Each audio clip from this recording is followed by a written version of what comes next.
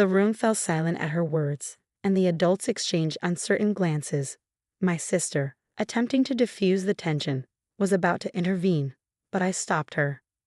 "Why?" she asked. "Because the lumberjack is giving him a scary look and I can't see his face. There's too much hair. I'm Sophia. We live as a family of 5, my parents, my sister, and my niece. My sister lost her partner to illness and returned home with my 2-year-old niece, Emma. Since then, we've all pitched in to raise Emma.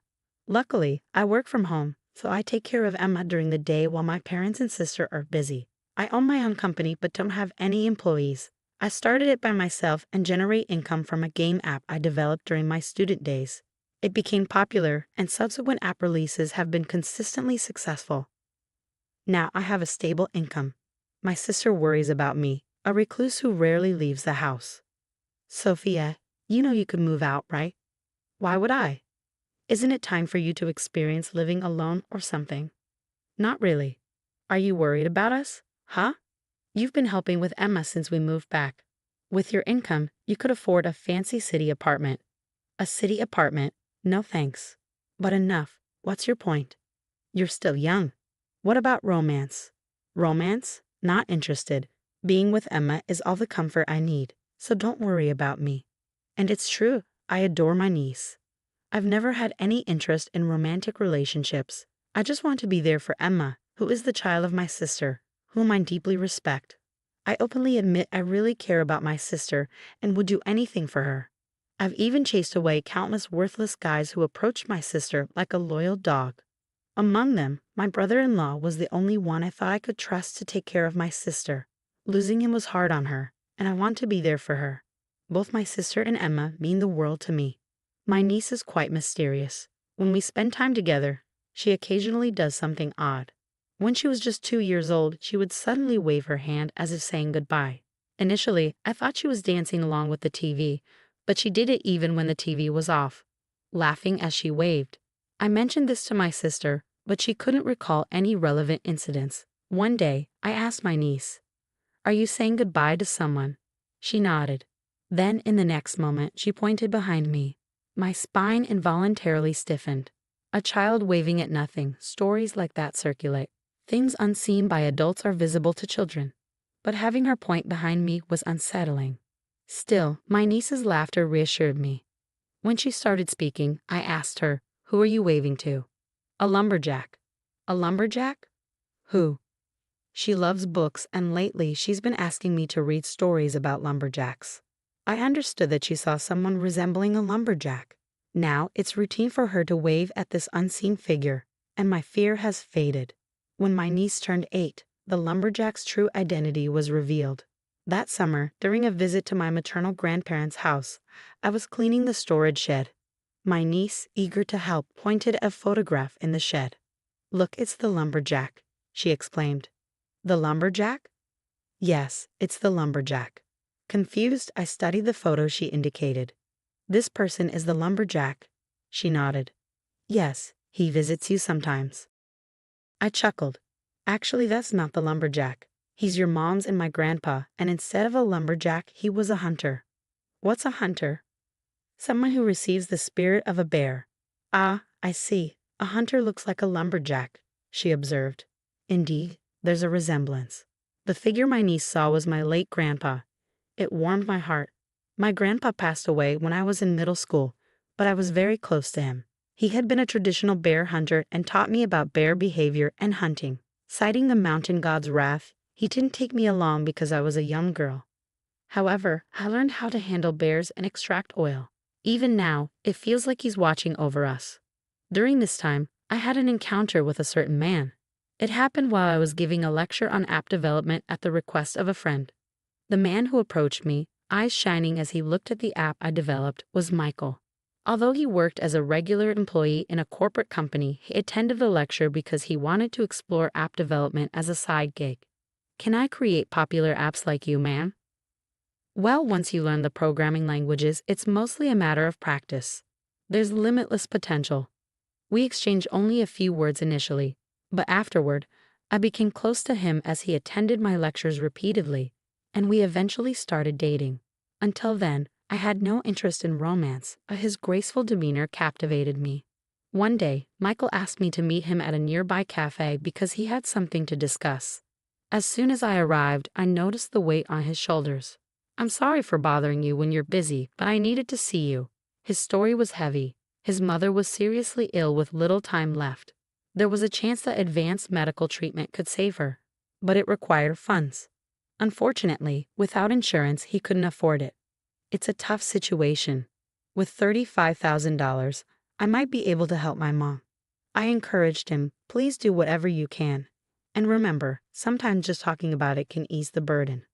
But then he hesitated, saying, "Still, $35,000 isn't easy to come by."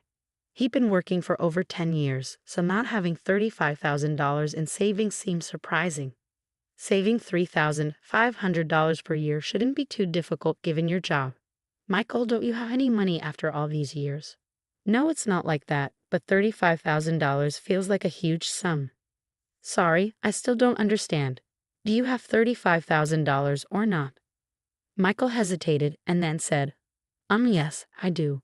"Well then, it's not a problem. Use it for your mom as soon as possible," I reassured him. Unexpectedly, he changed the topic. "If I use that money, we won't be able to have a wedding, will we?"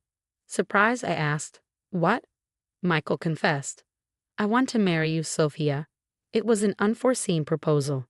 Marriage, something I hadn't actively considered, suddenly felt significant. But right now, there were more pressing matters. Sure, if I were to get married, I'd want it to be with you. But I'm not the type for big weddings, so I think a simple engagement party would suffice. Even though we call it an engagement, it's really just a formality. We can just gather our families for a meal. So go ahead and use that $35,000 for your mom. I have a decent income too, so there won't be any financial worries after we're married. You can rest assured." "Thank you," he replied.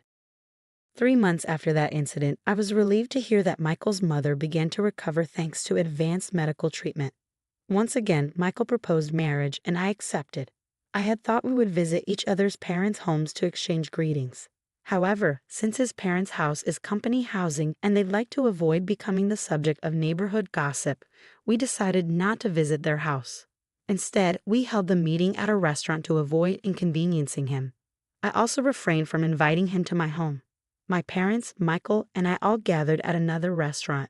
Afterward, we would celebrate our engagement with a private family meal, and both sides agreed to proceed with the wedding.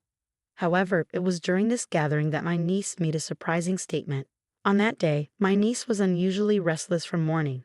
When I asked her why, she claimed that the hunter was moving around more than she'd ever seen. I tried to stay positive, thinking maybe my grandpa was nervous about my wedding. But when we arrived at the restaurant and took our seats, my niece spoke up before any greetings. "You should reconsider this guy," she said. The room fell silent. The adults wore indescribable expressions. My sister attempted to diffuse the tension, but I stopped her. "Why?" my sister asked. "Because the hunter is giving him a scary look, and I can't see his face." "There's too much hair," my niece replied. Michael shot an uncomfortable glance at my niece. Children have vivid imaginations, don't they? Maybe it's from TV. He attempted to lighten the mood, but his smile vanished, leaving him pale. Perhaps anyone would find my niece unusual upon first meeting her. Still, in that moment, I sensed Michael's narrow-mindedness as he twisted his face at a child. "I see. Maybe reconsider this guy. The hunter has been standing in front of you, Sophia, all this time. He's been brushing away the hair that keeps growing from this guy's head, and a white dog is angry." She pointed at Michael's mother. "A dog?" I asked. "Yes, the hair growing from his head has been bothering the white dog," my niece explained. Michael's mother's expression changed abruptly, and she immediately began apologizing. "I apologize. I don't need the money anymore. Consider this job non-existent." Job? Both my parents and I were puzzled, but it was Michael who responded with a barrage of insults. "Gannett, fulfill your role properly. I'll refund the money. I shouldn't have taken this job. I apologize. Your fault. It's all ruined. Enough. I won't allow hurtful words toward my loved ones." "Now what's going on?" I demanded. The truth revealed by his mother left us all dumbfounded. As it turns out, the person I believed to be Michael's mother was actually a hired staff member, a jack of all trades. In other words, she wasn't his mother. She knew it was wrong, but tempted by the money, she accepted the request. Despite her desperate apologies, I couldn't bring myself to blame her. At this point, marriage was the least of our concerns. But Michael was determined to salvage the situation. Tearfully, he said, "Sophia, I'm truly sorry for lying. But please understand, my mom couldn't be here due to her hospitalization. I truly care about you, and that's why I asked someone to play the role of my mom. My feelings for you are genuine. Please believe me." His eyes pleaded with me. "No, it's impossible," I replied. Without hesitation.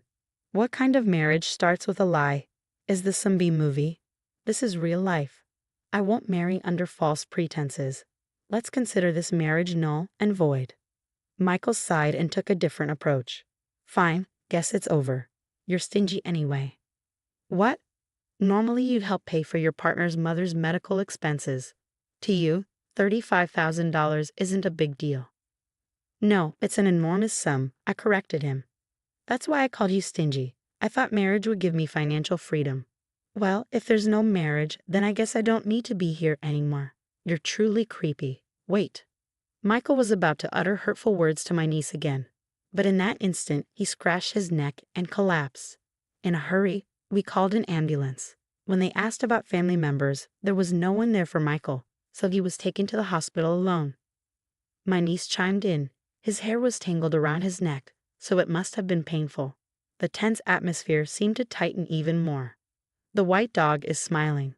"That's great," my niece said to the woman who would pose as Michael's mother. She had been single and owned a dog. Recently, her dog had passed away, and she couldn't bear the loneliness. She had been working in a job that left her feeling desperate and burdened with guilt. However, now she was determined to find a proper job. After apologizing repeatedly, she left the restaurant. "Well, he was after my money, it seems. How embarrassing." "I apologize for inconveniencing everyone," I said, laughing nervously. My niece beamed, but my parents and sister remained unsmiling. "Emma, can you really see these things?" my sister asked. My parents and sister were more fascinated by my niece than by the fact that my marriage had fallen through. "Well, I guess it's true sometimes. That lightens the heart. Is anyone with Mom?" my sister continued. "No one." "Ah, I see. Well, let's eat a feast and then go home. It's my treat." Ultimately, we ended up having a family dinner and then returned home. "Emma, thank you for today," I said to my niece after returning home, but she seemed contemplative. "We shouldn't tell lies." "Huh. Because I lied to Mom." "What?" "There's always Dad by Mom's side, but it's a secret." "Why?" "Dad is watching over Mom silently." "I see. He must want to protect both you and Mom." From that moment on, my niece stopped mentioning what she could see. The adults around her, including me, avoided the topic. Although I hadn't seen Michael since he was taken to the hospital, 6 months had passed. One day, while watching TV, I nearly choked on my tea. The program featured women who had fallen victim to marriage scams. They united, hired detectives, and sought refunds from the con artists. The mosaic-covered scammer on screen looked unmistakably like Michael. The same tactics, claiming his mother had a terminal illness and needed advanced medical treatment, had ensnared women, some of whom had given over $70,000. "Wow, I'm relieved I wasn't fooled. Thank you, Emma," my niece was smiling. 10 years later, my niece turned 18, and I entered my 40s. But a new encounter awaited me. Does marriage hold any meaning for me now, past the age of 40? Lost in thought, my niece approached and whispered, "Sophia, this time it's genuine. You'll definitely be happy. Congratulations." "Huh?" 6 months later, I married and left my parents' home, enjoying blissful days. My niece had saved me countless times, and whether or not she possessed mysterious abilities, she remained dear to me. As an aunt who had received so much help, I genuinely wished for her happiness. Marriage scams are despicable. I hope victims receive their refunds swiftly. Let's strive to live honestly and righteously.